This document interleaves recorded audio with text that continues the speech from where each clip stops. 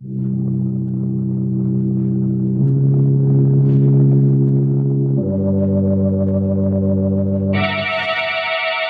Tea and Lipton Soup present Inner Sanctum Mysteries.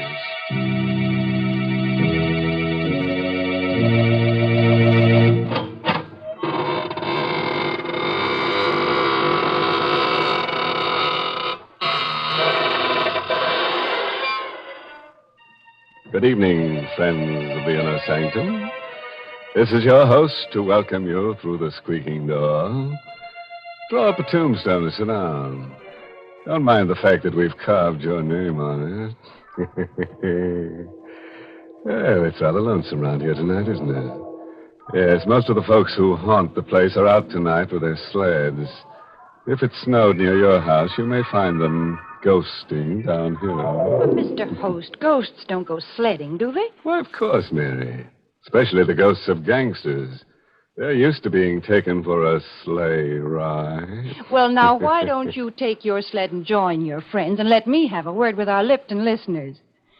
Folks, have you ever noticed how often we all use the words good, better, and best? We're always comparing things, because comparisons help us decide what the best things in life are.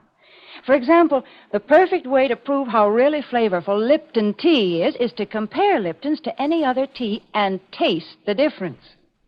Lipton's flavor is brisk, never flat or wishy-washy. It gives you all the flavor, tastes just the way you like tea best. No other tea gives you more bright, mellow goodness, because that superb flavor of Lipton's is extra rich, extra satisfying. Yes, friends, just compare Lipton's to any other tea. You'll find Lipton's gives you brisk flavor, and you'll find Lipton's wonderful brisk flavor gives you more contentment in every cup.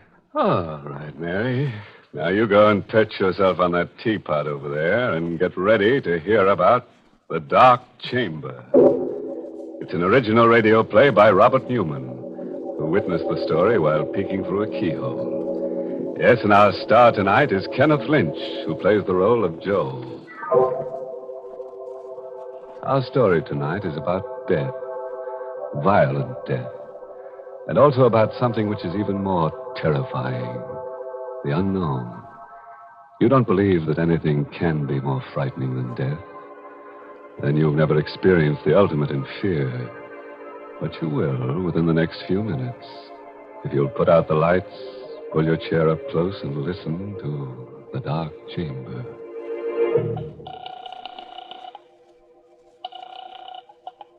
Police headquarters, Ryan speaking. Hello, police. Listen, you've got to help me. You've got to. I don't know how you can, but my name is Watson, Joe Watson. I'm a driver for the Acme Sanitary Hand Laundry. Address? Where I am, I don't know. That's part of the trouble. Now, look. Hey, wait, listen. I know it sounds crazy, but it's true. Check the laundry. Check the veterans. I'm an ex-GI. They'll tell you I'm straight. Well, I'm in a room someplace. I don't know where it is or how I got here or what I'm here for. I don't even know how long I've been here. It's a big room, but it's funny. No doors, no windows that I can see. It's just a couple of chairs and a table with this phone on it. I'm scared. What do you expect us to do? Find me. Find out what this is all about and get me out of here. I don't know. Oh, listen, this isn't a gag. Can't you tell? You don't know what it's like just sitting here waiting, not knowing where or why or what's going to happen. Can't you trace this call or something? Well, okay. Hang on. Oh, thank heaven. I was afraid. Listen, I hear something. Someone's coming. I better hang up. I'll call you back later, if I can. How do you do? Who are you? My name's Helming, Dr. John Helming. And your name? I don't have to tell you anything. That's very true, although I didn't think you were aware of it. I think I already know everything about you that I'm interested in knowing. Like what? Name?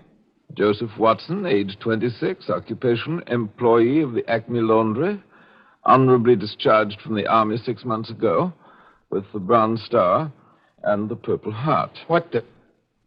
So you cased me. Went through my pockets, huh? Well, if you know that much, you know I haven't got any dough. Money? I'm not interested in money. Well, what do you want, then? Where is this place? The last thing I remember is making a delivery on Spruce Street, noticing that the lights were out in the hall and hearing a noise behind me. You or somebody slugged me. That's right.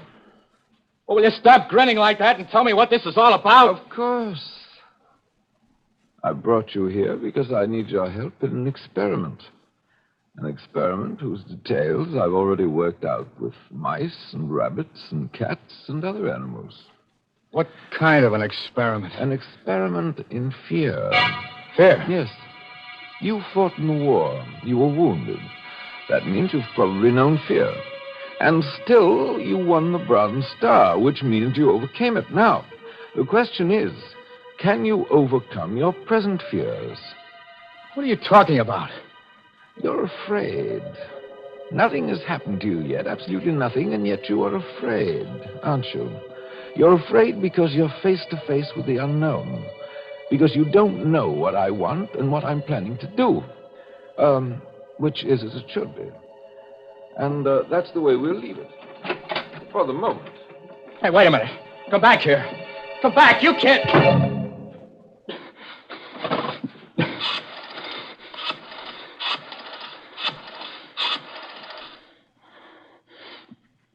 Hello, police. This is Joe Watson again.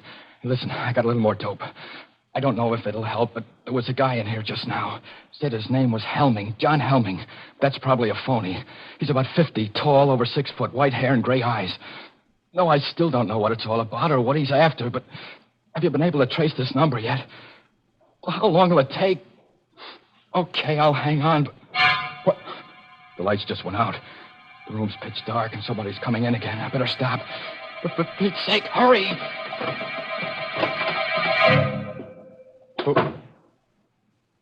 Who's that? Who just came in? Who are you? A girl. Keep away from me. Keep away, do you hear? Keep away. What's the angle now? Angle? Why did you bring me here? Wait a minute. You mean he put the snatch on you, too? When I was on my way home, chloroform or something. And the next thing I knew... Why are you pretending? You're in on it, too. You must be. It's a trap. It's a trap, all right. But I'm not in on it. I'm in it, along with you. My name is Watson. Joe Watson.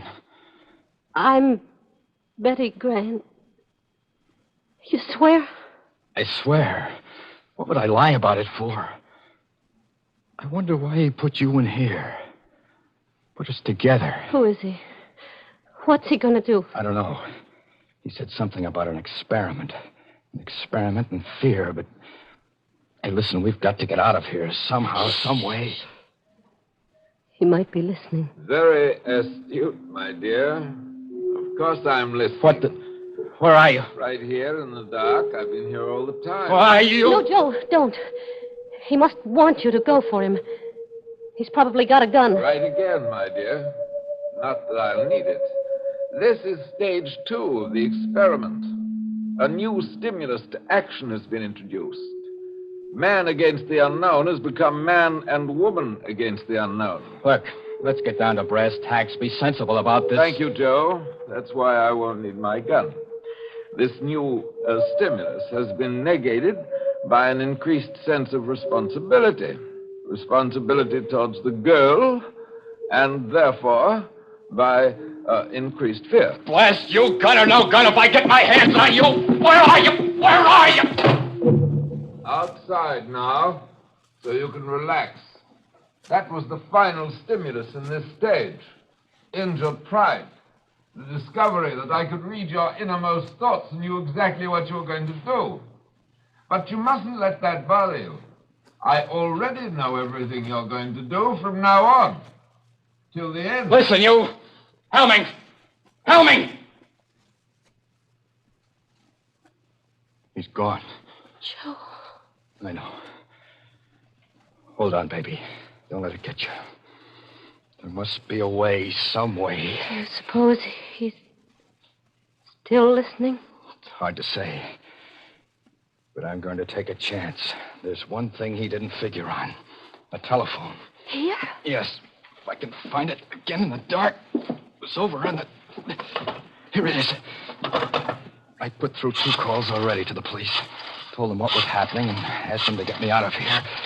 I had to hang up both times before they could trace the call and get this number, but this time... Hello. Hello, operator. What? No, this isn't the operator. You're on a busy wire. It doesn't matter. Thank heaven I got somebody. I've been trying for about 10 minutes now. Hey, look, get off the line, will you? I've got to get through to the police. It's terribly important. But you've got to help me. You've got to.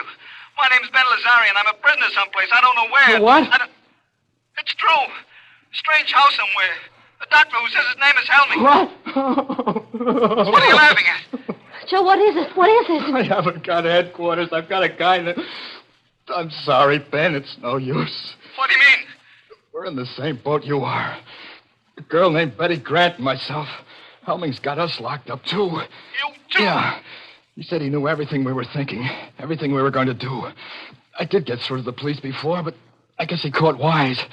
We're talking to each other over an inside line. Then... Yeah. We're through. No. Joe, don't say that. Don't even think it.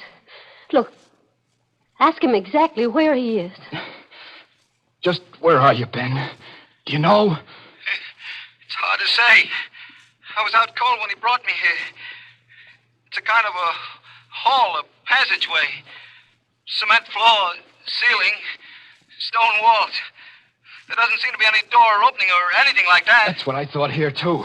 But there must be one, or how would he have gotten you in there? Hey, listen, start looking. See if you can find it. That's true. I never thought of that. If I do find the door and it opens into where you are... That's right. 3 of us together. We'll surely be able to figure something out then. Hold on. I'll start pounding on the walls. You see if you hear anything. Go ahead. What's he doing? He's going to knock on the walls to see if he's anywhere near us. And if he is, if he can find a door, we can get together. Hear anything? I'm not sure. Maybe. I'm not sure either. Sounds awful far away, is it? There, listen. That wall right there. Hello. Hello, Ben. Yes? We heard you. You're right next to us. Now, Ben, you listen, and Betty will knock back. Go ahead, Betty. That way, Ben, you'll be able to tell just which wall it is. Okay. Right. I hear it. I know where it is. Now to find the door, if there is one. Hold on. He's got it. He's going to see if there's a door. There must be one. There must be. Ben. And Ben. Ben. Hello. what is it? I don't know. Thought I heard a moan. Joe! Look. There is a door. It's opening. It's open. Joe. Dr. Helming. Why, yes. Were you expecting someone?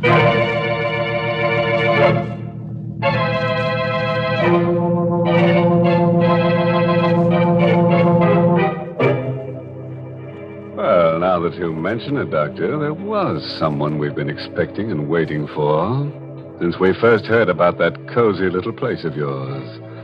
I think he's finally arrived. He's a tall, rather striking gentleman with a skull for a face, and his name is Death. Mr. Host, that Dr. Helming is insane. Brr, he gives me the chills. Oh, maybe it's just because it's so cold tonight, Mary.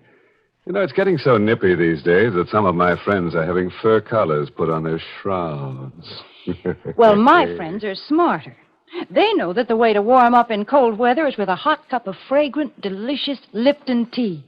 A cup of tea in front of the fireplace just hits the spot these chilly days. But make it Lipton's and your pleasure's complete. You brew up a pot of Lipton's, throw another log on the fire, and summer tiptoes right into the room. Let the wind blow and the snow pile up on the roof. There's all the magic of June in a cup of Lipton's, in its deep amber color, its tantalizing fragrance, and its rich, hearty flavor. And what flavor that is. Never wishy-washy, always brisk and full and satisfying. Try it, folks. You can let winter do its worst when you've got Lipton's in your cup. That's right, Mary. But I think it's time now for something a little more cold-blooded, such as a cold-blooded murder. We're having a juicy one here tonight. Tale of gore galore, so let's see what's happening in the dark chamber. It's just a moment later now. Standing in the darkness of the strange room, Joe and Betty stare at the tall figure of Dr. Helming, silhouetted against the dim light from outside. I asked you whether you were expecting someone. Then it was just a trick. It was you on the phone all the time. Now, don't you think I'd know his voice? Where is he? Our friend, Mr. Lazare, right outside. What did you do to him? Answer me. What did you do to him? Don't you know? Sure, I know. You killed him. Did you kill him? Quite a state you've gotten yourself into. Why? Is it because you finally tried to do something about your predicament and failed? Or is it because you weren't sure whether I would kill or not, and because you still don't know? You're mad. Really mad. You'll be interested to know you have not done, nor will you do, one thing that I did not foresee. Every move you made, every emotion you felt, was charted, outlined, and... What's that? That, I think, is probably the police. The police? Yes. I know that you're very anxious to talk to them, and I'll see that you get a chance to. Soon.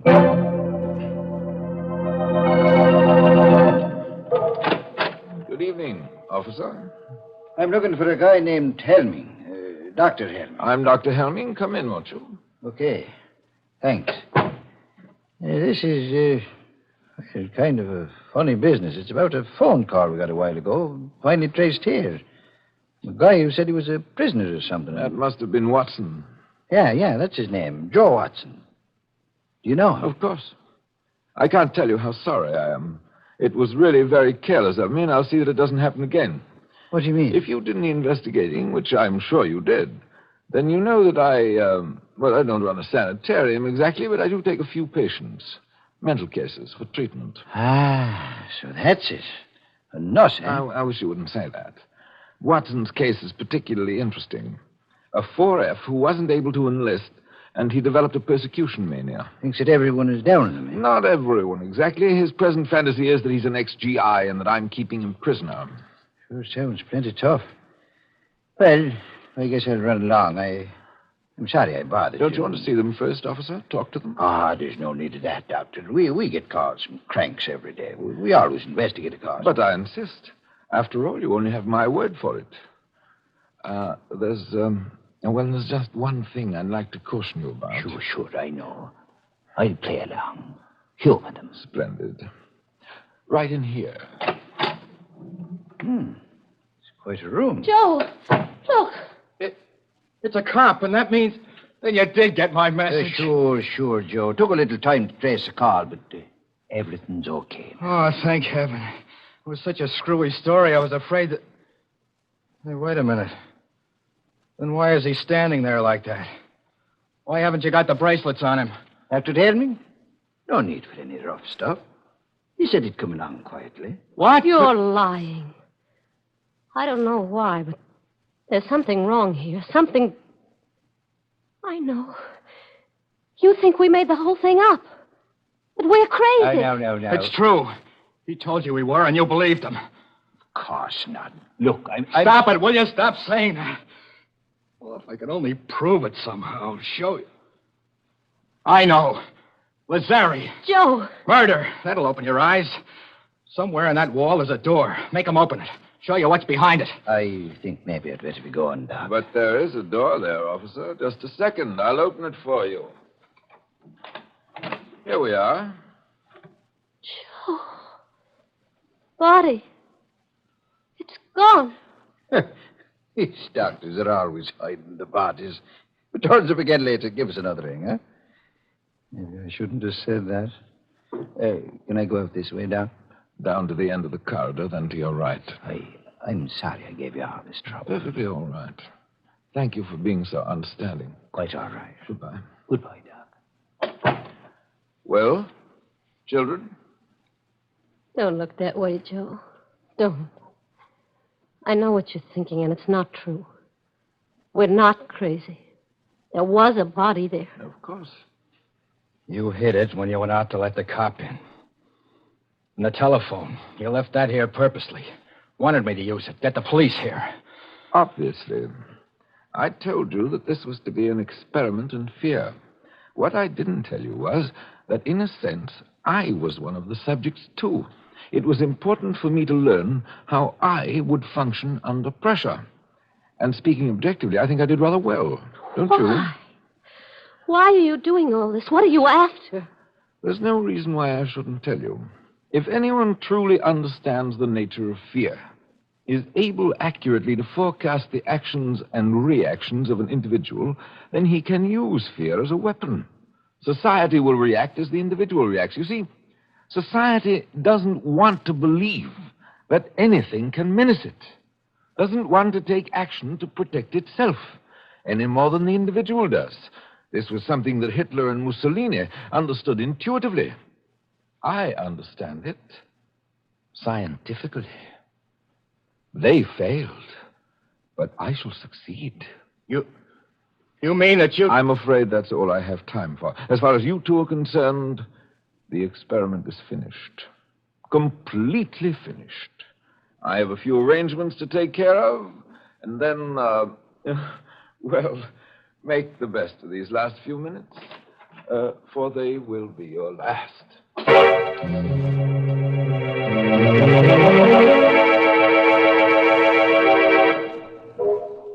Joe, do you hear anything? Is he coming back? Not yet. He's going to kill us, isn't he? Just the way he killed Lazare. He's going to try to. Why are you sitting there like that, looking at me? I guess because it's the first chance I've had to look at you. How do you mean? When they first put you in here, it was all dark. So many things happened after that. It's funny. What is? The things that you can tell about a person even in the dark. I kind of thought you were little, and I knew you were awful nice and had a lot of nerve, but I didn't think you'd be so pretty. I'm not so pretty, Joe. I'm not very brave either. I'm scared. I'm awful scared. And I don't want to die. Don't worry about it, baby. Don't think about it. Just sitting here like this, waiting. And there's nothing we can do. Every time we did try to do something, it was something he knew about. Was expecting us to do. Please, baby. Joe, something happened to you. You were scared before, too, but now... It was not knowing that was scary. Not knowing what was going to happen or why or what you could do about it. But once you do know, once you make up your mind, then you've got to forget about it. Forget about everything. Make up your mind about what? This is going to sound kind of funny, especially now, but... Well, do you have anyone special? A fellow, I mean, that... Why... Oh, no. That's good. I mean... Well, gee, it's a shame we never met before. If we had, we wouldn't be here now. I mean, we probably would have been out together someplace, and... What time do you get through work, usually? About 6. The store closes at 5:30, but... Me too. I could have picked you up at about 6. Joe, I hear something. He's coming. Yeah. Okay, get up. Over in the corner of the room so that he'll see you as soon as he opens the door. What about you? I'll be waiting over here, behind the door. Joe, you're not going to... I know I haven't got much of a chance, but... Well, wish me luck. That it'll be quick anyway. Oh, no. Joe, please. All right, my young friend. Time. All my arrangements have been completed, and I'm... Where's Watson? Right here. Joe, Scully! It's okay, baby. Didn't get me. I had the barrel of the gun and... Good Lord. Got him. In the chest. But you couldn't have done that. You couldn't have. Outside, Betty. See if you can find another phone. Call the police again. And this time, tell him to bring an ambulance. But you couldn't have done it. It was all plotted, graphed, and worked out in detail. I knew just what you were going to do, how you would react. By this time, you were to be in a state of complete frustration, resigned, ready to die. Why did you do it? Why? I don't know.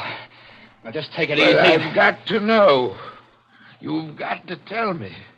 Was it because of the girl? Out of desperation? Because you knew you were going to die anyway? I tell you, I don't know. I just know that, well, a guy will take just so much pushing around.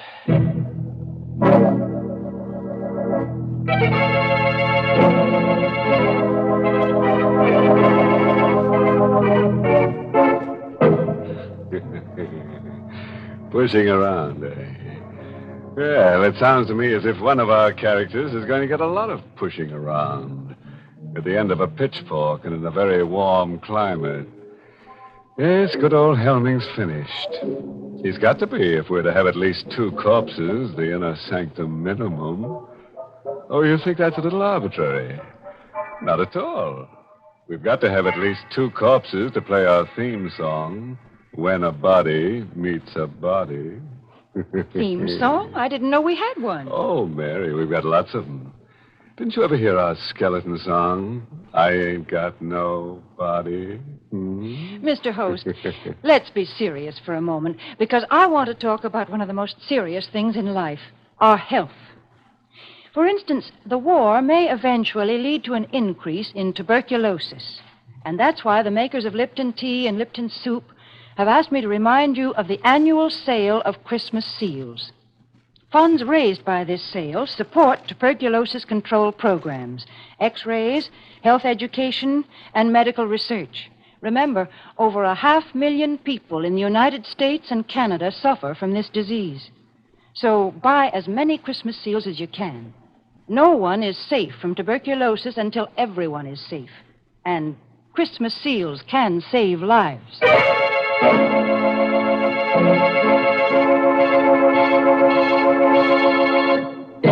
And now, friends, here's a word of wholesome advice.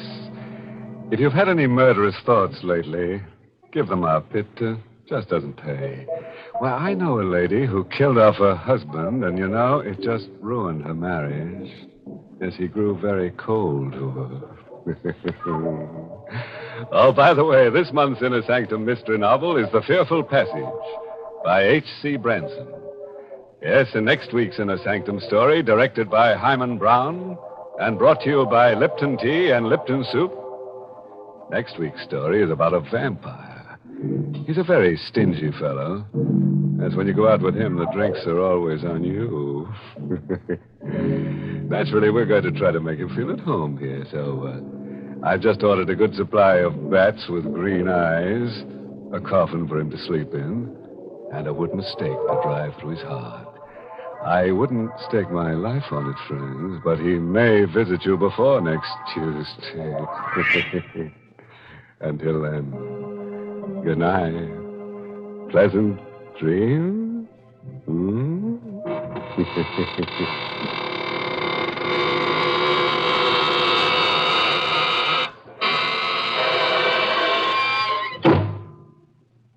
Easy to make and easy to take. That's Lipton's Noodle Soup, the perfect opening dish for your cold weather menus. Lipton's Noodle Soup has that real chickeny flavor your family likes so much, and it has that wonderful fresh cooked homemade goodness. You can prepare Lipton's Noodle Soup in a jiffy, too, and it's oh so kind to your budget, costs less and makes more than canned soups. So don't forget to serve Lipton's Noodle Soup. And don't forget to tune in next Tuesday night for another Inner Sanctum Mystery.